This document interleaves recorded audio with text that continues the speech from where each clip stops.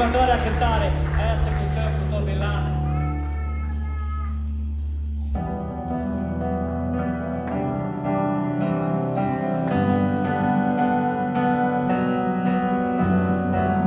Astăzi alte copii se închină cu bucurie, scântă și îngerii, Tu ești om din veșnicie.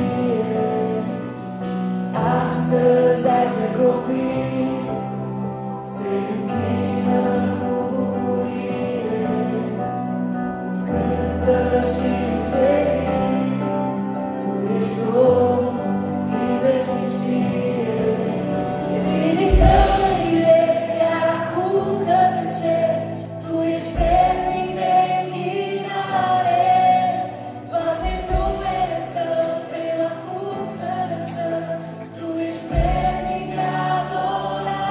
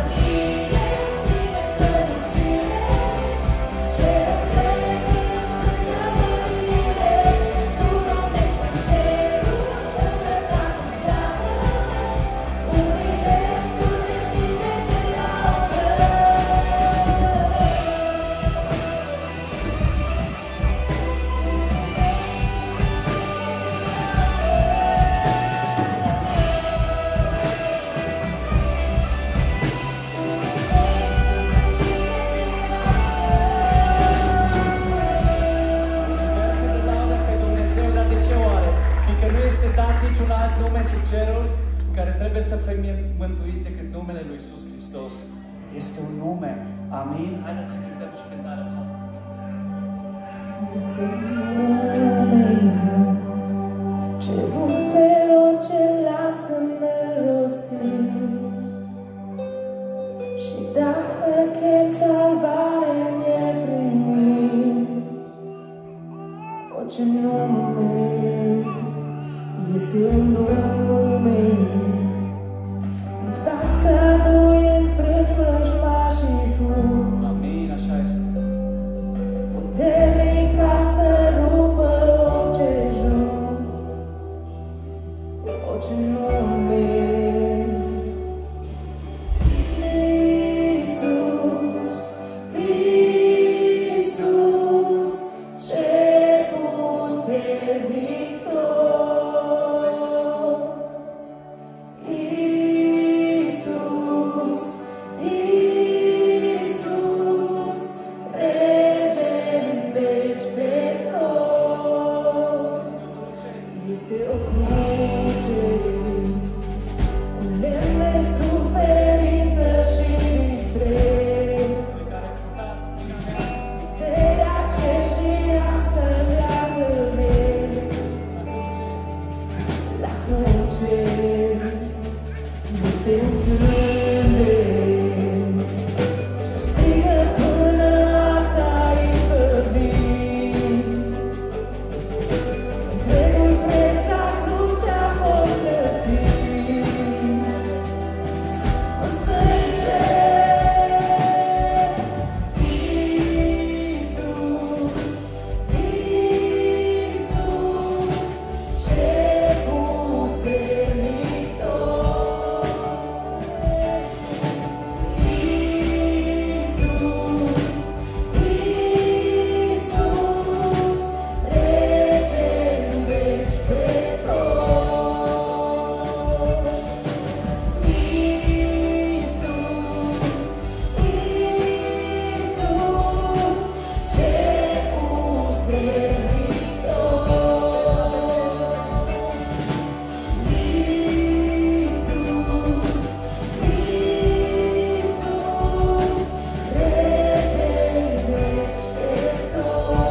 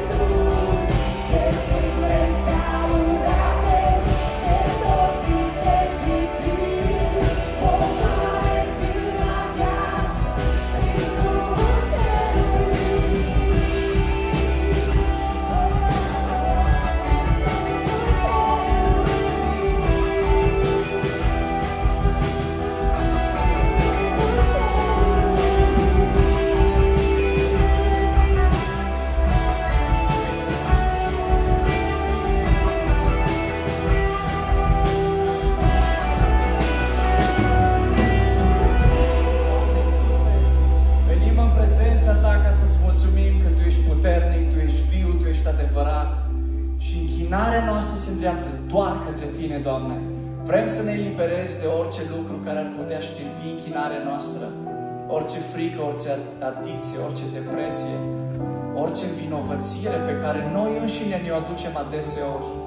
Doamne, primește închinarea noastră, schimbă-ne inima, schimbă-ne gândirea, transformă-ne în modul în care Tu dorești să o faci. Și îți mulțumesc că ești aici. Te rugăm, umple sala aceasta de sport, umple inima noastră, umple viața noastră. Este gloria și cinstea. Dragul meu, acolo unde Tu ești, pentru un timp de 1 minut, 2 minute, dacă te-am provocat înainte să te gândești la un lucru care îl faci cu drag. Și ne-am dat seama că Iisus este lucrul care și persoana care merită toată atenția noastră. Ia-ți acum un timp să te gândești ce anume mă ține să-L văd pe Hristos. E credința? Mi s-a întâmplat ceva în viață și întreb cum de mie? Dacă asta mi s-a întâmplat, Iisus nu știe că eu și-o avut nevoia aia? Poate e o rugăciune sau o întrebare care n-ai primit răspuns. Este asta ceea ce te face să stai departe de Iisus? Sau este un lucru care te stăpânește și crezi că ești prea slab ca să slujești și să fii ucenicul lui Iisus? Sau este o mândrie care îți spune că ești prea bun și ești prea grozav ca să fii un simplu ucenic al lui Hristos? Gândește-te care este acest lucru. Adu-L în prezența lui Dumnezeu și spune: Doamne, vreau să las la crucea Ta, acolo unde am cântat, păcatele noastre au fost șterse cu sânge. Pune acolo acel lucru, la crucea lui Hristos. Spune: Doamne, îți dau adicția mea, îți dau frustrarea mea, îți dau rugăciunea mea neascultată.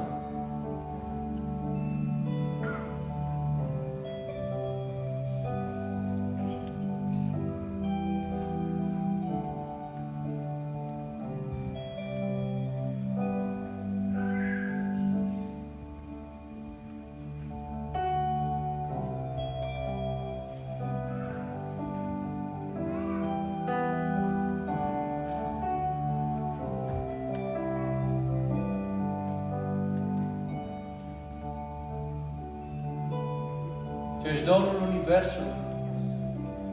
Cum de nu vedem lucrul acesta deseori, Doamne? Să fie norii vieții noștri atât de mari, să fie necazul nostru, frustrarea noastră atât de mare, sau să fie pasiunea noastră pentru un lucru atât de mare încât uităm cine ești Tu. Iartă-ne, te rugăm, Doamne.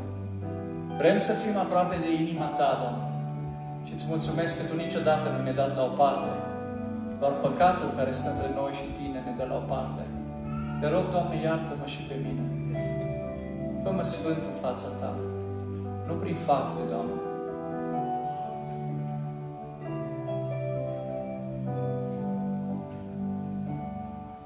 Te rog, sfințește-ne pe fiecare în seara aceasta.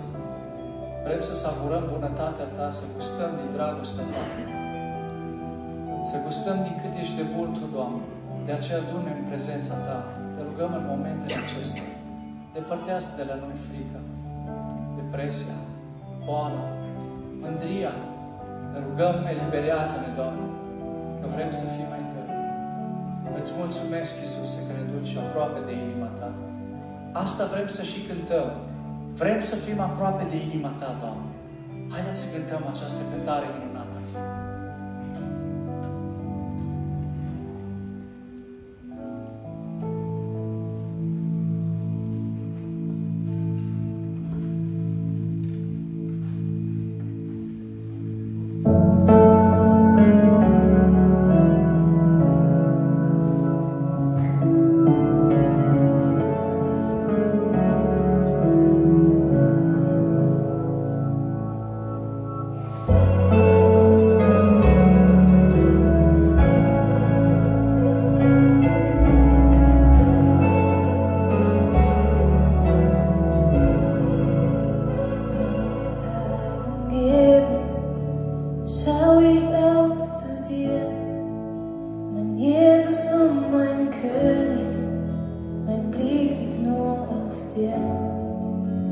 Treu bist du gewesen,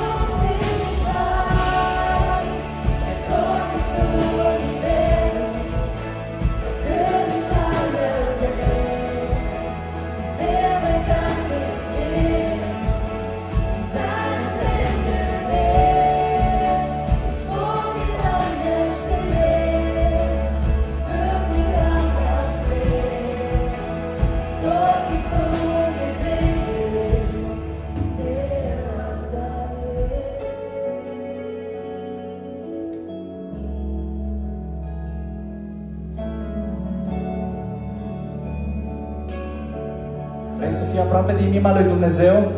Haideți să aplaudăm pe Hristos care este în mijlocul nostru. Haideți să spunem, Iisus Hristos este Domnul, pentru tine, Doamne, am plecat. Și vreau să-L invit pe Flaviu să vină în față, să ne rugăm Domnului și pentru el. Flaviu, hai în față. Veți ocupa locurile.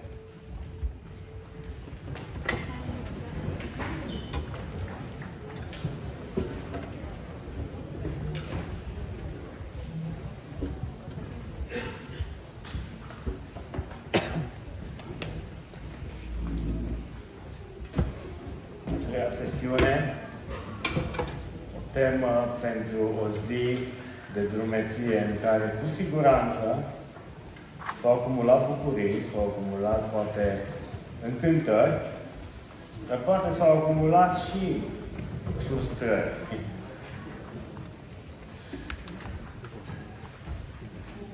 Câți dintre voi a trebuit să iertați săptămâna asta o persoană care a greșit față de voi? Nu spuneți dacă a iertat-o, ci doar dacă a trebuit să iertați. Mâna sus.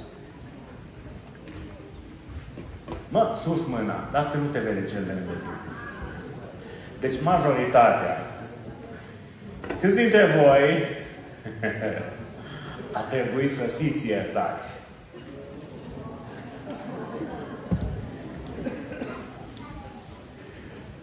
Avem nevoie de iertare în fiecare zi. Avem nevoie de pocăință, avem nevoie de umplere, avem nevoie de iertare în fiecare zi. De aceea, astăzi o să învățăm câteva lucruri noi. Știi care este cel mai provocator lucru? Oamenii care sunt iertați, oamenilor care li se acordă iertarea, oamenilor ăstora le este efectiv zidită speranța. Acolo unde iertare nu mai există nici speranță, dar și acolo unde nu există speranță, oamenii fără speranță nu pot ierta. Oamenii fără speranță nu pot ierta. De aceea, astăzi o să ne concentrăm pe nădejde versus neiertare. Sunt în opoziție. Nădejde este un arhaism pentru speranță. Speranță. Speranță versus neiertare. Sunt în opoziție. Spunea un proverb evreiesc pe care vi l-am lăsat în caiet.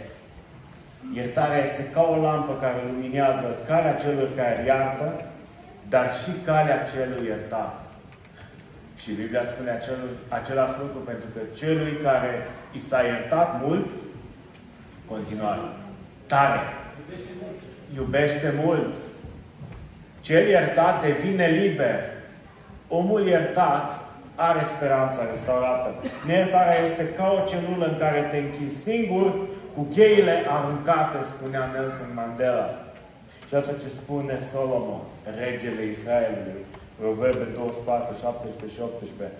Nu te bucura de căderea vrăjmașului tău și nu sări de bucurie când îi se împiedică piciorul. Căci dacă te bucuri, Domnul va vedea și va fi milă de sufletul lui. Wow! De ce? Doamne, dar cum? Ăla este vrăjmașul meu. De ce să-ți fie milă de un abuzator? De un om care îmi produce durere? Evident, nu de diavol este vorba aici. Aici e vorba de oameni.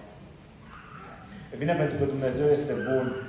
Dumnezeu este bun. Astăzi vreau ca să vorbim despre restaurarea speranței și despre dușmanul speranței.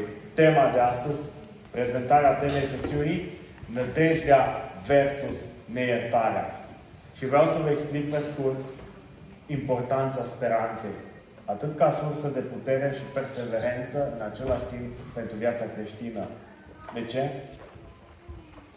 Speranța joacă un rol esențial în viața creștină. Pavel, în 1 Corinteni, capitolul 13, amintește alături de dragoste, credința și nădejdea, speranța. Acum rămân acestea trei. Ieremia 29:11, căci eu știu gândurile pe care le am cu privire la voi, zice Domnul. Gânduri de pace și nu de nenorocire, ca să vă dau un viitor și o nădejde. Credința în Hristos, calea lui Hristos, oferă speranță. Și speranța oferă o direcție și un scop. Speranța oferă direcție și un scop. Oamenii care au speranță au direcție. De asta este foarte importantă. De asemenea, uite de ce spune Pavel în Roman 5, de la 3 la 4. Și nu numai atât, dar ne bucurăm chiar și în necazurile noastre, că știm că necazul aduce răbdare, răbdarea aduce biruință în încercare, iar biruința aceasta aduce nădejdea, speranță. Biruința aduce speranță. De ce? Speranța, nădejdea, susține perseverența în încercări, perseverența pe cale, perseverența ta în credință. De asta e importantă și vreau să-ți mai dau încă câteva lucruri despre importanța speranței. Nădejdea aduce bucurie și pace. Notează lucrul ăsta. Speranța aduce bucurie și pace. Caută să ai speranță. Cum să cauți să am speranță? Că nu văd, mai ales acum, când lumea asta se pregătește de un război crunt. Se înarmează. Oamenii nu mai caută pacea. Fiecare popor își caută cumva interesul. Lumea se învrăjbește. În momentul ăsta, cum să am speranță când văd că lucrurile devin tot mai întunecoase? Dumnezeu în nădejde să vă umple cu toată bucuria și pacea pe care o dă credința, pentru ca prin puterea Duhului Sfânt să fiți tari în nădejde. De asta am vorbit la sesiunea anterioară despre credință, pentru că dacă ai credință, vei avea și speranță. Dacă ai dragoste de Dumnezeu, credința ta va fi sădită, va încolți. Iar dacă ai credință sănătoasă, vei avea și speranță. Oamenii fără speranță n-au o credință sănătoasă. Iar oamenii fără o credință sănătoasă n-au dragoste de Dumnezeu. Încep să-și piardă dragostea. Nădejdea este strâns legată de credință și de dragoste. Pentru că o speranță puternică în Dumnezeu și lucrurile care nu se văd întărește credința. Pe de altă parte, credința ca definiție este o încredere neclintită în lucrurile care nu se văd, o puternică încredințare în lucrurile nădăjduite, sperate. 1 Petru 1:3, de la versetul 3 la 4. Binecuvântat să fie Dumnezeu și Tatăl Domnului nostru Iisus Hristos. După marea mila sa, ne-a născut din nou prin învierea lui Hristos Iisus din morți, la o nădejde vie, la o moștenire nestricăcioasă, neîntinată și care nu se poate veșteji, păstrată în cerul pentru mine și pentru tine, e sigilată, nu ți-o ia nimeni. E acolo. Nu renunța la ea. Nu abandona. E acolo, Dumnezeu ți-o promite. Tuturor celor care cred în numele Lui, de aceea nădejdea oferă. Speranța oferă și siguranță. Ei, nu numai aici pe pământ și nu limitată.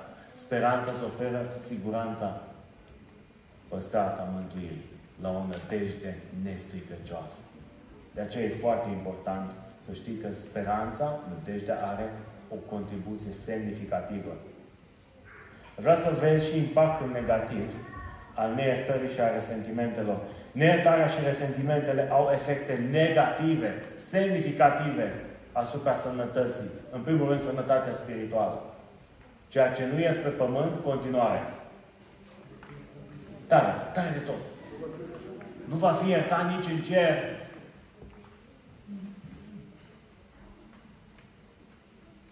Și dacă e dezordonat sau dezordonat. Și dacă te calcă pe nervi în fiecare zi cu pasiune, perseverență, talent și profesionalism. E un profesionist, bucură-te de asta. Își face treaba, te șlefuie. Ei, dacă nu ierți sau nu ierți, și nu trebuie neapărat soțul, soția, poate să fie un coleg de muncă, un coleg de școală. Dacă nu ierți, lucrurile alea rămân neiertate nici în cer și îți afectează direct relația ta cu Dumnezeu. Sănătate spirituală, sănătate mentală, sănătate fizică. Afectează relația dintre oameni. Chiar și productivitatea ți este afectată când nu ierți. Nu mai ești productiv la lucru. Dintr-o dată nu știi ce e cu tine. Am depresie. Și depresia de cele mai multe ori, dacă nu mă credeți, consultați manualele de specialitate. În foarte multe din cazuri este conectată cu neiertare. De aceea, noi în consilierea biblică, știi ce facem cu omul? Îl aducem înapoi la Scriptură, la dragostea de Dumnezeu. Pentru că dacă ai dragoste de Dumnezeu, ai o credință sănătoasă, o credință sănătoasă îți restaurează speranța. Primul lucru pe care îl facem, orientăm omul înspre Scriptură. Și vreau, în seara asta, un lucru să-l fac. Fă din citirea Scripturii o disciplină nenegociabilă pentru viața ta. Oricine ai fi, mic, mare, copil, bătrân, om care vede bine, om care nu vede bine. Caută modalități să asimilezi Scriptura. Este cea mai bună sursă pentru sănătate spirituală, fizică, dacă vrei, productivitate și prosperitate. Resemnare, bucurie, în încercare și victorie. Relația cu Cuvântul lui Dumnezeu. Dumnezeu îți vorbește acolo. De asta, impactul negativ al neiertării și ale sentimentelor e foarte mare. Dar iertarea este fundamentală pentru că reflectă iubirea lui Dumnezeu, permițând credincioșilor să trăiască în armonie și pace. Și vreau acum să mă duc la prezentarea biblică. Cred că avem un lucru cu... Ok. În familie. În familie. Nădejdea ca element esențial al relațiilor familiare.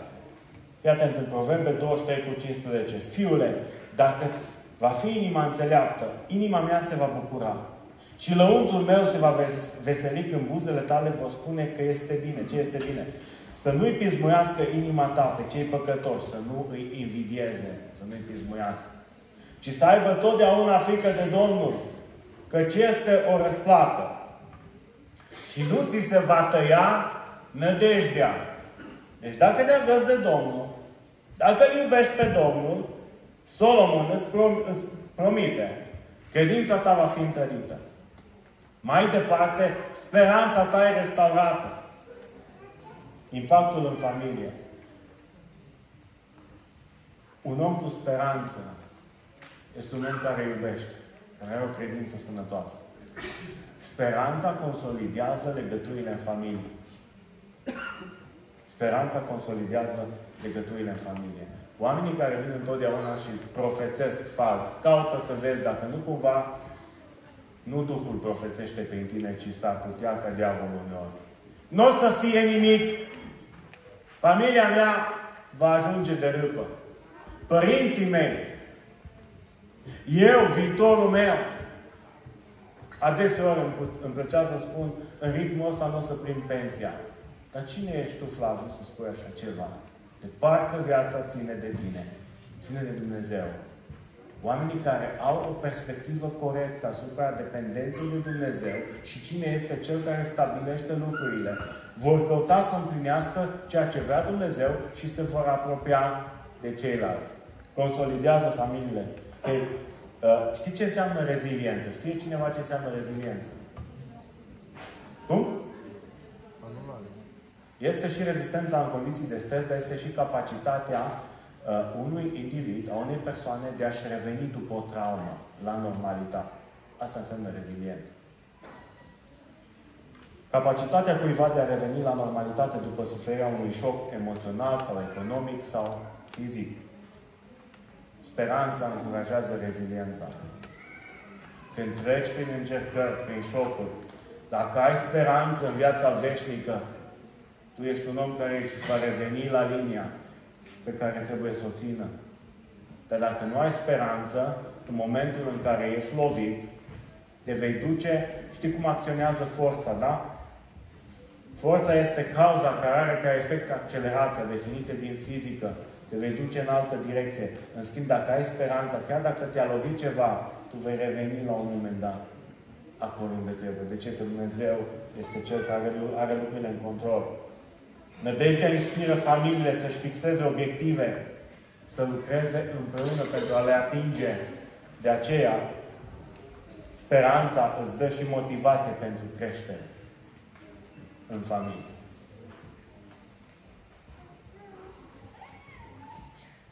Pavel spunea în Romani 15:13, Dumnezeul nădejdii, adică al speranței, să vă umple de toată bucuria, pacea pe care o dă credința, pentru ca prin puterea Duhului Sfânt să fiți tari în nădejde.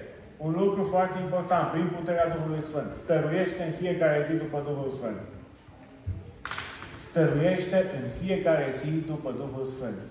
Umplerea cu Duhul Sfânt nu este, și botezul cu Duhul Sfânt nu este confirmat prin vorbirea în limbi. Asta e un dar pe care El îl dă cui vrea. Umplerea și botezul cu Duhul Sfânt este confirmat de dragoste. Dragostea de Dumnezeu, de o credință sănătoasă și de, fii atent, de speranță. Asta spune Pavel. Prin puterea Duhului Sfânt să fii tare în nădejde. Nu poți să-mi spui că ai Duhul Sfânt în tine, că ești umplut, dar nu mai vezi nicio speranță, nimic. Atâția predicatori ai zilelor negre în ziua de astăzi. N-am mai întâlnit așa ceva.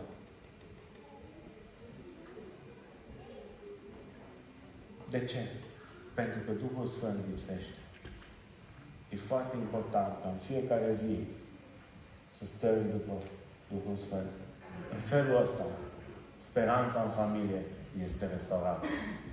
Prezența speranței în familia ta formează, determină ca familia ta să crească sănătos. Să crească sănătos. Aduc acum și la impact. Impactul ăsta este de crearea unui mediu de pace și de bucurie. Nu uita, puterea Duhului Sfânt e esențială pentru întărirea nădejdii. Și astea sunt rezultatele. Crearea unui mediu de pace și de bucurie, un mediu puternic. Apropo, când doi oameni se înțeleg în fața lui Dumnezeu și au o înțelegere bună, locul ăla al înțelegerii este un loc al puterii.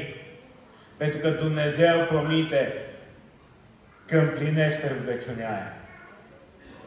Foarte fain. Mă bucur că în anul ăsta cu Dumnezeu am învățat lucruri noi, multe. Când membrii familiei își pun nădejdea în Dumnezeu, ei experimentează pacea, ei experimentează bucuria. De ce? Pentru că există această pace care întrece orice pricepere. Și în felul ăsta poți să depășești circumstanțele în care te afli. Așa se formează un mediu de pace și de bucurie, sănătos și armonios. Apoi, da? Pe lângă faptul că consolidează legăturile de familie, dar se întăresc relațiile, devin puternice, nu mai sunt fragile, nu mai sunt, eu știu, așa, ținute la distanță, cu precauție. Puterea nădejdii în Dumnezeu unește familia întotdeauna și încurajează pe toți să trăiască în credință și în iubire. Și ultimul lucru, modelarea credinței pentru generațiile viitoare. Oamenii care vin după noi, copiii noștri, ei n-au nevoie de un Dumnezeu care generează în viața ta lipsă de speranță și de perspectivă. Unul din motivele pentru care copiii noștri încep să nu mai creadă în Dumnezeu, să se îndepărteze de Dumnezeu, este faptul că nu văd rezultatele concrete ale credinței în viața noastră. Nimeni nu are nevoie de o credință care îți fură ultima fărâmă de speranță. Oamenii au nevoie de dragoste. Oamenii au nevoie de o credință puternică care îi duce dincolo de ceea ce se poate vedea. Și asta se vede în speranța pe care o ai. Dacă credința ta te duce într-o viață cu Dumnezeu, numai până la moarte, o credință slabă, consolidează-o. Credința adevărată te duce cu Dumnezeu dincolo de moarte. Te duce în veșnicie.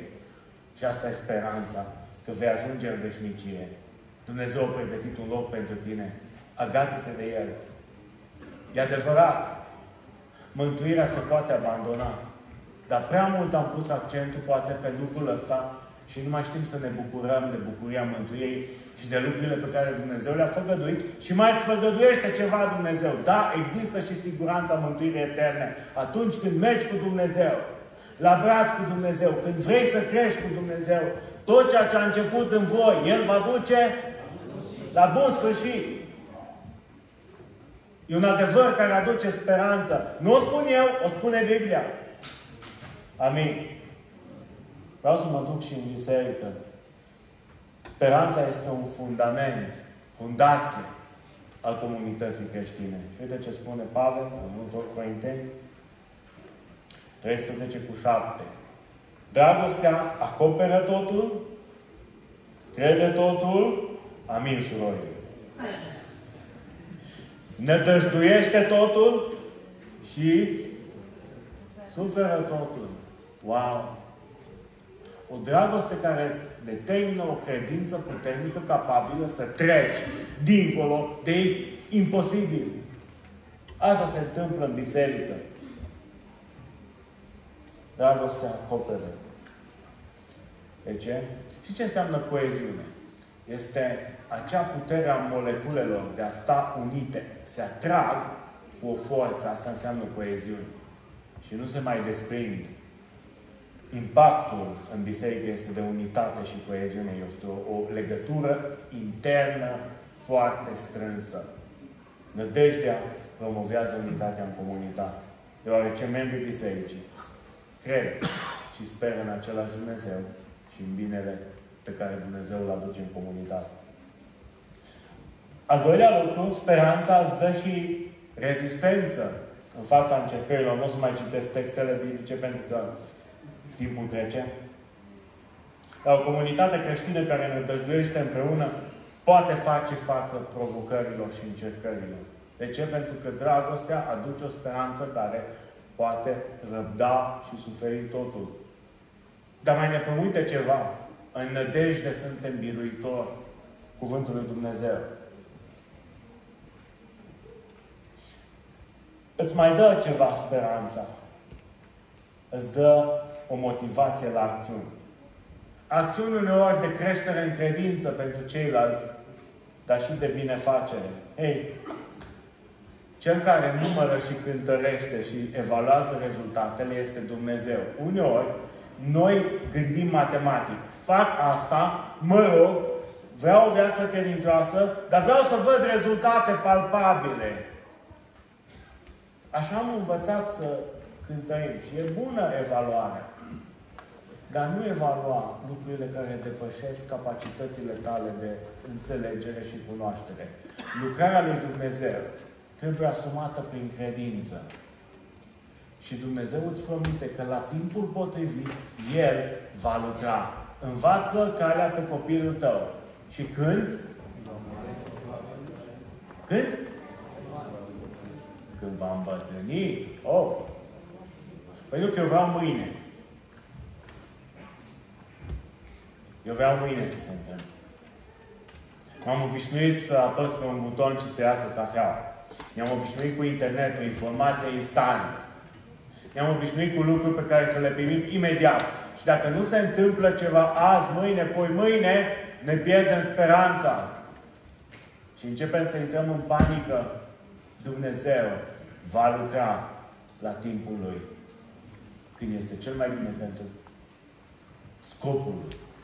Pe de altă parte știm că toate lucrurile lucrează spre binele celor ce iubesc pe Domnul. Îl iubești pe Domnul? E tot ce contează. Înseamnă că lucrurile lucrează spre binele tău. Amin. Încă câteva lucruri legate de impact. Uite ce spune Pavel, Filimoni, pentru că am trecut prin Filimoni. Totodată pregătește-mi și un loc de găzduire. Căci nădăjduiesc că datorită rugăciunilor voastre voi fi dăruit vouă. Epafra, tovarășul meu de temniță. Pavel în condiții din astea în care îi spune, gata, s-a terminat tot, nu o să mai văd frații, nu o să-i mai văd pe frații din Colose. Niciodată. Pavel nădăjduiește. Uite, el crede în puterea rugăciunilor. Nădejdea de a fi eliberat, de a fi primit înapoi de comunitatea creștină. Știi ce produce în biserică speranța? Uite, încă un efect. Sprijin și ospitalitate. Sprijin și ospitalitate. Uite, nădejdea lui Pavel de a fi găzduit de Filimon. O să fiu primit sigur de Filimon. Dacă ăștia îmi dau drumul, Filimon o să se bucure că mă vede. Și aici Dumnezeu mă cercetează. Fii pregătit la acțiuni inopinate. Că Dumnezeu mai trimite câte un frate pe la tine, care nu te sună înainte. E dragostea Lui. Domnul nu te uita. Apoi, speranța întărește biserica în rugăciune. Rugăciunile comunității sunt o sursă de speranță. Ea este întărită de rugăciune, dar și întărește rugăciune. Aduce legături puternice între credincioși. De ce? Pentru că oamenii care au speranță în comunitate, speranța, la fel ca și pasiunea, atrage. E parte din dragostea lui Dumnezeu. Atrage. Formează legături puternice.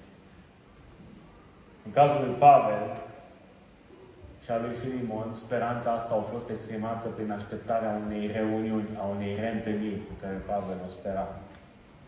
Bun. O să ne ducem acum și la ultimul aspect în care lucrează speranța în societate.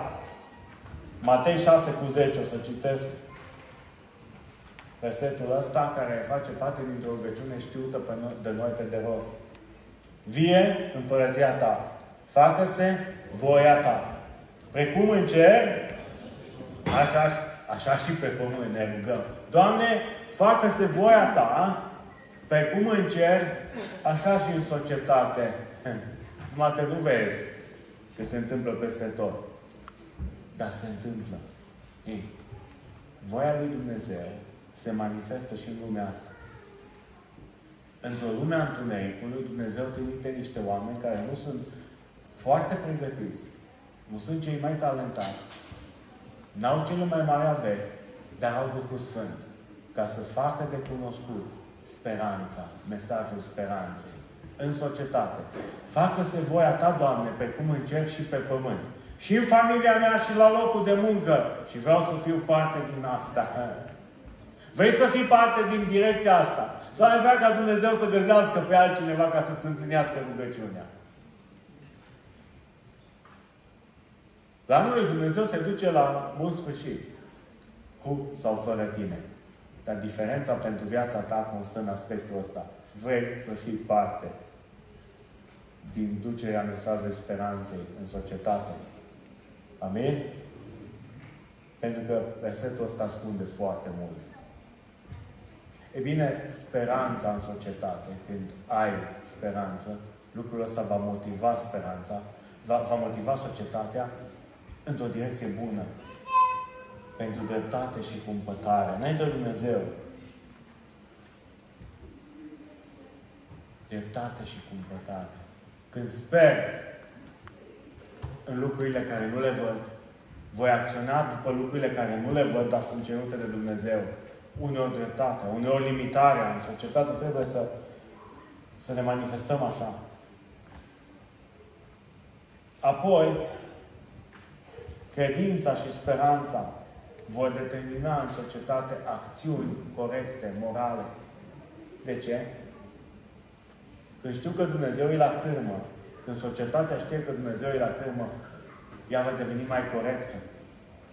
De ce credeți că ideologia LGBTQ, avortul, sinuciderea asistată, toate nebuniile astea care acum sunt valori europene, ori pătruns? Știi de ce? Pentru că am abdicat de la credință, de la calea credinței. Fără credință nu mai avem nicio speranță. Dacă nu crezi că lumea asta este văzută și cântărită de un Dumnezeu, te vei duce pe drumul ăla. Societatea va căuta egoismul, va căuta binele comun într-un mod egoist, nu într-un mod sacrificial. Credința în venirea lui Dumnezeu, în venirea lui Iisus Hristos, motivează societatea la acțiuni de pregătire, etice, morale, influențează pozitiv comportamentul indivizilor. Și apropo, în guvernul din România avem oameni care eu cred că sunt după voia lui Dumnezeu puși acolo. Ca Daniel. Ultima țară în care căsătoriile LGBTQ n-au fost implementate încă în Uniunea Europeană. Știi de ce s-a produs lucrul ăsta? Pentru că au fost câțiva oameni ale Dumnezeu acolo care au spus nu. Și pentru că România au spus nu, au avut curaj și Slovacia. Și acum se ridică mai multe țări care spun ok, Europa a luat-o pe o traiectorie greșită. Dacă îți dai speranță că Hristos revine și tu pregătești calea, te vei lupta, chiar și în locurile cele mai dificile, să pregătești și să netezești calea. Speranța îți determină și acțiunile. Apoi, în societate, speranța mai determină și reziliență comunitară, capacitatea comunității, a societății de a-și reveni de la șocuri. Poate că o să trecem printr-un război, Doamne ferește, nu știu. Dar gândiți-vă că Germania s-a ridicat efectiv după ce a fost, aș putea spune, arată. Am văzut poze din Nuremberg. Mami mi-a stârnit curiozitatea. M-am uitat la poze cum au arătat Nuremberg după ce a fost bombardat. Nu-ți vine să crezi cum centrul ăla istoric a fost restaurat, renovat, clădire cu clădire refăcută. Știi de ce? Pentru că exista speranță. Au fost oameni care au plecat capul și au știut, trebuie să muncim. Și dacă suntem corecți, există un viitor mai bun. Și asta se întâmplă și în viața de credință. Există un viitor și o nădejde. Dar și în societate există reziliență comunitară. Apoi, societatea, când are parte de speranță, este inspirată la împărtășirea iubirii lui Dumnezeu. Pentru că speranța călăuzită de dragostea lui Dumnezeu inspiră oamenii să se ajute reciproc. Și aceste acțiuni aduc speranță.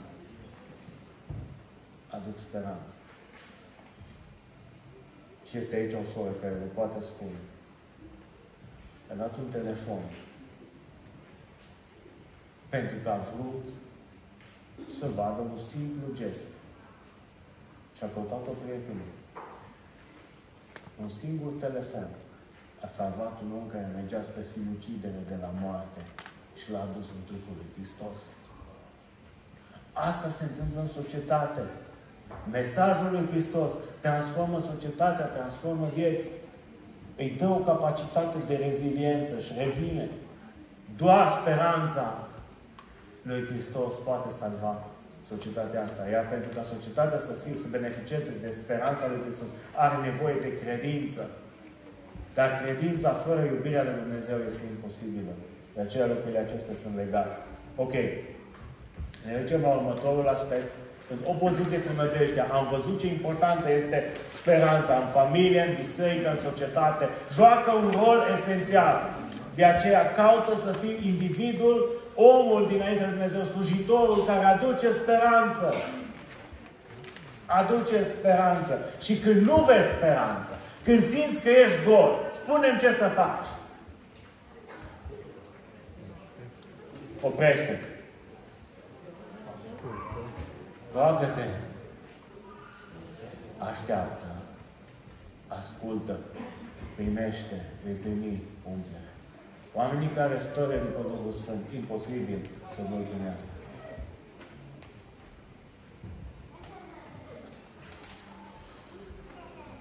O să mă duc la neiertare și, în primul rând, mă voi uita în familie. Matei 18, de la 21 la 22. Atunci Petru s-a apropiat de el și a zis, Doamne, de câte ori să iert pe fratele meu cât va păcătui împotriva mea? Până la 7 ori? Iisus i-a zis, eu nu zic până la 7 ori, ci până la 70 de ori câte 7.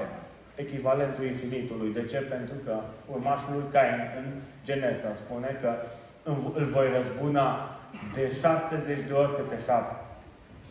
Până la nesfârșit.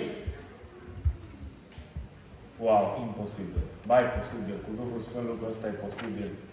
Iertarea este o jertfă necurmată. Scrie lucrul ăsta. Iertarea este o jertfă necurmată. Trebuie să iert. Decid să iert.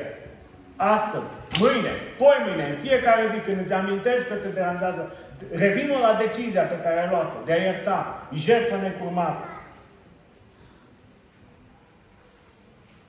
Dar neiertarea produce în familie, dacă nu ierți, în loc de unire, în loc de întărirea relațiilor, vor veni rupturile emoționale.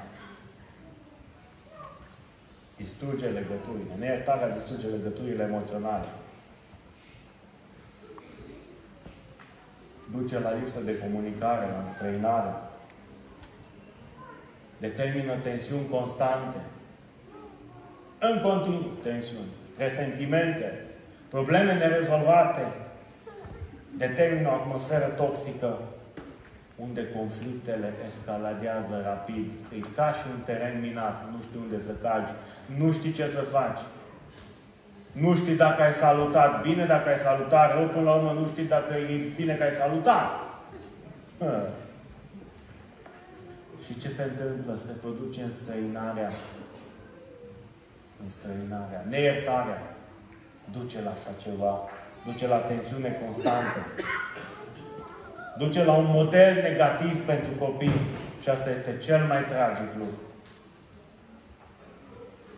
Efeseni 4, de la 31 la 32, orice amărăciune, orice iuțime, aici nu e inclus de iute, da? Orice iuțime, aici e vorba de o metaforă pentru vorbe aspre.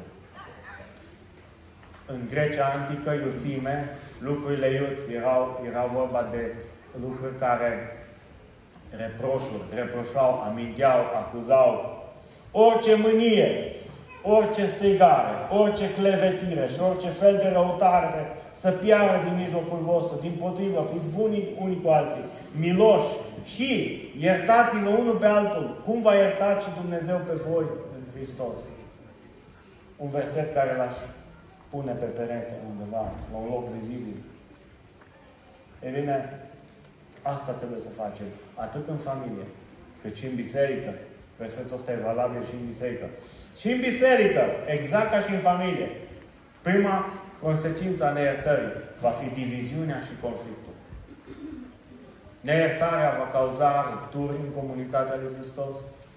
Resentimentele vor duce la separare. Scade unitatea. Lipsa iertării întotdeauna subminează unitatea. Îți amintești tot timpul. E ca un ghimpe în coastă, dar nu uita. Precum și noi iertăm greșiților noștri. Doamne, tot aș vrea să ne ierți. Și uneori ar zice, ferească Dumnezeu. Doamne, ajută-ne să iertăm. Neiertarea e un bagaj greu. Este o celulă. Nu se poate o închisoare mai dură decât să fii într-un loc al neiertării, în care tu nu ierți și nu ești iertat. Al treilea lucru, împiedică mărturia creștină. O biserică divizată și plină de conflicte n-are cum să fie un model. Oamenii fug de conflicte, oamenii vor altceva. De asta încearcă, într-un mod forțat, și nu reușesc. Vedeți, încearcă să integreze. Chiar și ideologia LGBTQ încearcă să se unească toți. Știi de ce? Pentru că, într-un fel, oamenii au această nevoie de unitate, de coeziune, de prost înțeleasă. Și adevărata unitate, doar Hristos o poate aduce. Și o cale și o cheie pentru deblocarea unității este iertarea. Neiertarea și decizia de a nu ierta nu-i face rău celui care are nevoie de iertare, ci îți face rău ție și relații tale cu Dumnezeu. Și vreau să mă duc și în societate. Efectul neiertării în societate este la fel de vizibil, la fel de crunt. În primul rând, apar violențele. Duce la acte de răzbunare. La violență. Vei dori să plătești cu aceeași monedă. Există un singur personaj în universul ăsta care are drept de răzbunare și el este? Cine? Dumnezeu, a mea este răzbunarea. Dar pentru tine am pregătită o cale de a scăpa de povara neiertării. Asta face Hristos cu tine. Și o poate face chiar și în seara asta. Amin. Scade unitatea în societate atunci când nu este practicată iertarea. Unitatea, încrederea, violența. Și devine un impediment pentru vindecare. Neiertarea împiedică vindecarea. Asta o împiedică și în familie, și în biserică, și în societate. Lipsa iertării împiedică procesele de reconciliere, de vindecare, după conflicte și nedreptate socială. Și nu vreau să judec pe nimeni, dar întotdeauna când o națiune, apropo chiar și când e vorba de poporul lui Dumnezeu, se răzbună la un moment dat, dacă răzbunarea aia n-are limită, ajunge să fie un mod care se întoarce chiar și împotriva lor. Și acum aș vrea să vorbesc despre importanța iertării. Am văzut care este contrastul dintre speranță și neiertare, dar pentru ca speranța să fie restaurată în viața mea și în viața ta, avem nevoie de iertare. Dumnezeu vrea să aducă iertarea și iertarea asta acționează ca o vindecare pe două planuri. Și fii atent. În primul rând, aș vrea să vorbesc despre o vindecare personală. Matei 6, de la 14 la 15. Fii atent ce spune Domnul Iisus Hristos. Căci dacă veți ierta oamenilor greșelile lor, Tatăl vostru Ceresc vă va ierta și vouă greșelile voastre. Scurt. Simplu. Dar ce să-mi ierte mie? Că eu n-am greșit. Eu sunt un om bun. Nu fi naiv. Dar dacă nu veți ierta oamenilor greșelile lor, nici Tatăl vostru nu va ierta greșelile voastre. Și asta înseamnă cel mai grav lucru care se poate întâmpla. Un singur păcat neiertat înainte de Dumnezeu înseamnă moarte veșnică, înseamnă iad. Înseamnă lipsă de speranță. Impactul asupra vindecării personale te eliberează de povara resentimentelor, în primul rând. Determină o vindecare personală și vreau să scrii toate aceste lucruri. Iertarea în plan personal. Am luat planul uman, după aceea o să mergem la cel spiritual. Dar am luat pe ăsta pentru că ăsta e mai palpabil. Îl vezi primul. Dar ălalt e mai important. O să vorbesc și despre ăsta. Iertarea permite persoanei să renunțe la amărăciune, furie, conduce la eliberare de stres, anxietate. Știi ce e anxietatea? Starea aia de neliniște, de așteptare încordată, însoțită de palpitații, jenă în respirație. Iertarea te scapă de anxietate. De aceea, cere lui Dumnezeu să te ajute să ierți. Doamne, am decis, dar poate n-am suficientă putere. În puterea Duhului Sfânt, iertarea este posibilă. Și uite ce produce. Liberarea de povară resentimentelor. Restabilirea echilibrului emoțional. Prin iertare, omul își poate recăpăta echilibrul emoțional și devine cumpătat și din punct de vedere emoțional. Devine sănătos mental, pentru că experimentează liniștea și pacea interioară. Când Duhul Sfânt vine în inima mea și în inima ta, o pace care întrece orice rațiune, orice pricepere, aici vorbă de termen științific, orice explicație științifică, cu alte cuvinte, pătrunde în inima ta și în gândurile tale. Și apoi, iertarea ajută la promovarea creșterii personale, pentru că îi permite omului să învețe din experiențele negative și să se dezvolte, să crească spiritual, plin de compasiune pentru cei care greșesc. Și eu am fost odată așa. Amintiți-vă că în Tit, Pavel îi spune lui Tit, nu-i judecați într-un fel pentru că, înainte de Harul lui Dumnezeu arăta pentru noi, și noi am fost ca și ei, robiți în poftele noastre. De aceea, în loc să-i judecăm pe oamenii care greșesc față de noi, ce-ar fi să ne rugăm ca să experimenteze Harul lui Dumnezeu? Iertarea te ajută să crești personal, înveți din experiențe negative și crești în înțelegere, în compasiune. Dar mai este un plan. Mai este un plan. Planul al doilea, care e important, vindecarea spirituală. Și fii atent.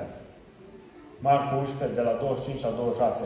Și când stați în picioare de vă rugați, să iertați dacă aveți ceva împotriva cuiva, pentru ca și Tatăl vostru care este în cerul să vă ierte greșelile voastre.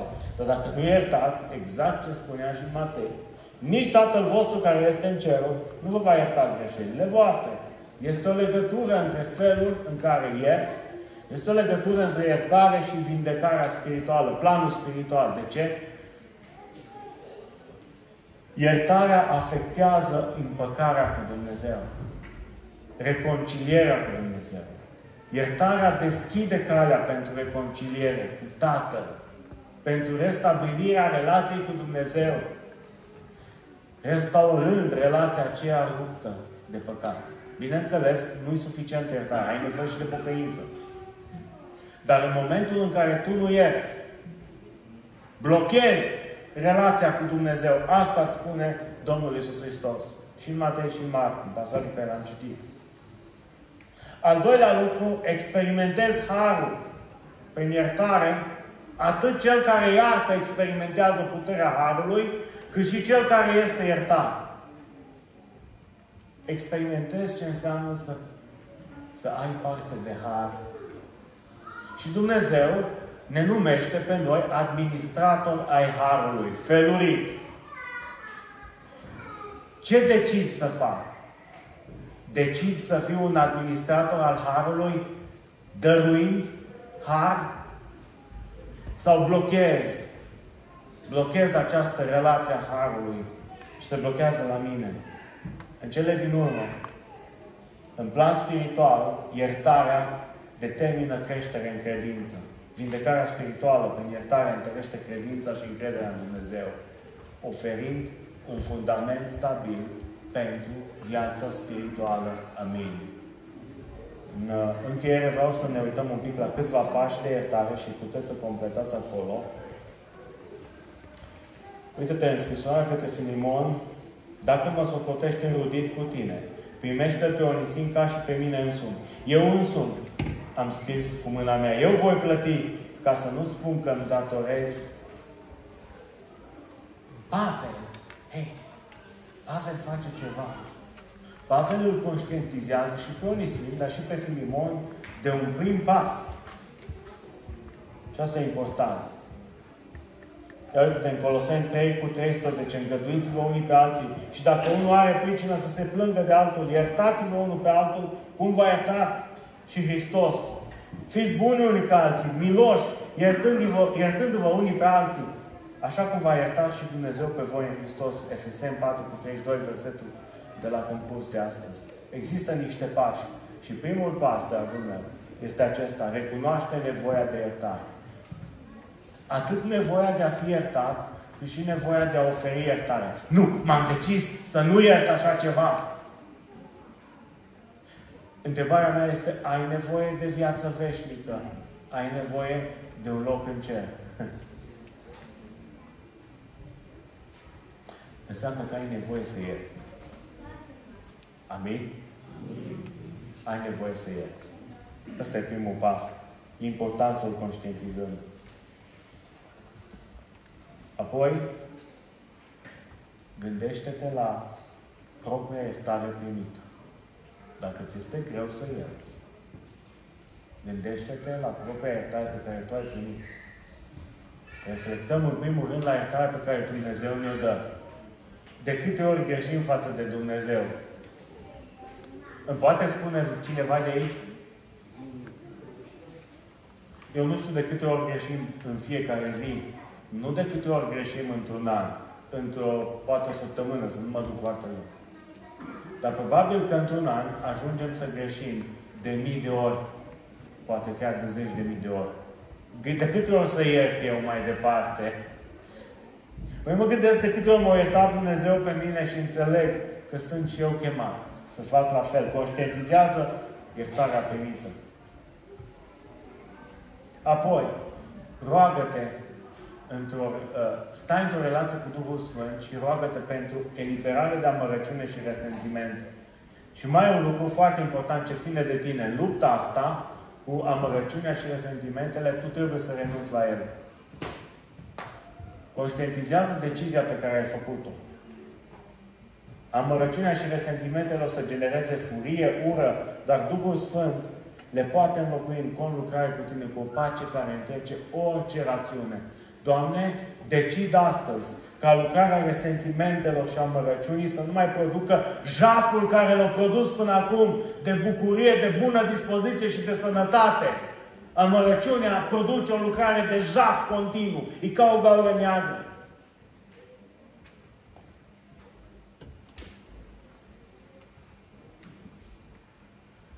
Comunică și reconciliază. Comunică deschis, sincer cu cei care te-au rănit sau față de care tu trebuie să-și ceri iertare. Caută reconcilierea. Și foarte important, restaurarea relațiilor deteriorate. Comunică. Caută reconciliere. Pasul ăsta e important și greu. Nu am spus că nu o să mai vorbesc niciodată. Ba da, trebuie să vorbești. Acum sunt oameni încăpățânați. Și pentru că suntem o biserică și suntem o familie, trebuie să vă spun deschis, sunt oameni care mi-au făcut rău și cunoașteți ultima acțiune. Eu, ca și păstor, am fost deschis la reconciliere și am chemat la reconciliere și am spus, haideți să stăm de vorbă. Există oameni care nu vor primi reconciliere. Nu o lua personal, scrie lucrul ăsta, nu o lua personal. Tu roagă-te în continuare. Poate că într-o zi Dumnezeu va lucra. Sau poate că oamenii ăia s-au împietrit. Când fratele tău păcătuiește, spune-i, du-te și spune-i. Apoi ia un martor, după aceea spune-l bisericii. În cele din urmă, dacă nu s-a păcătuit, nu s-a păcăit nici atunci, abia atunci să fie ca un străin și anatema față de tine. Dar chiar și atunci, să știi că Dumnezeu poate să facă un lucru imposibil și să-l scoată de acolo. Și te poate scoate Dumnezeu și pe tine de oriunde ai fi astăzi. În cele din urmă, ăsta e cel mai greu. Ăsta e pasul cel mai greu. Dar e esențial. Practicarea iubirii necondiționate. Trebuie să cultivăm o atitudine de iubire necondiționată și milostivă față de toți oamenii. Față de ceilalți. Indiferent de greșelile lor. Pentru că așa este exemplul lui Hristos. Practică iubirea necondiționată. Nu uita, recunoaște nevoia. Conștientizează propria iertare pe care ai primit-o. Luptă cu amărăciunea și resentimentele. Comunică pentru reconciliere. Practică iubirea necondiționată. Dumnezeu să ne ajute. Pași grei, dar esențial în iertare. Așa se acordă și așa se primește iertarea. Și uneori, pașii ăștia, s-ar putea să trebuiască să-i faci zi de zi. Zi de zi. Împotriviți-vă diavolului și el va fugi de la voi. Împotrivește-te lucrării amărăciunii, care tot de la diavolul vine. Și îți garantez că dacă stări după Duhul Sfânt, acea pace și eliberare care întrece orice rațiune și orice pricepere, îți va învălui inima și gândurile, ba chiar le va păzi. Haideți să ne plecăm capetele.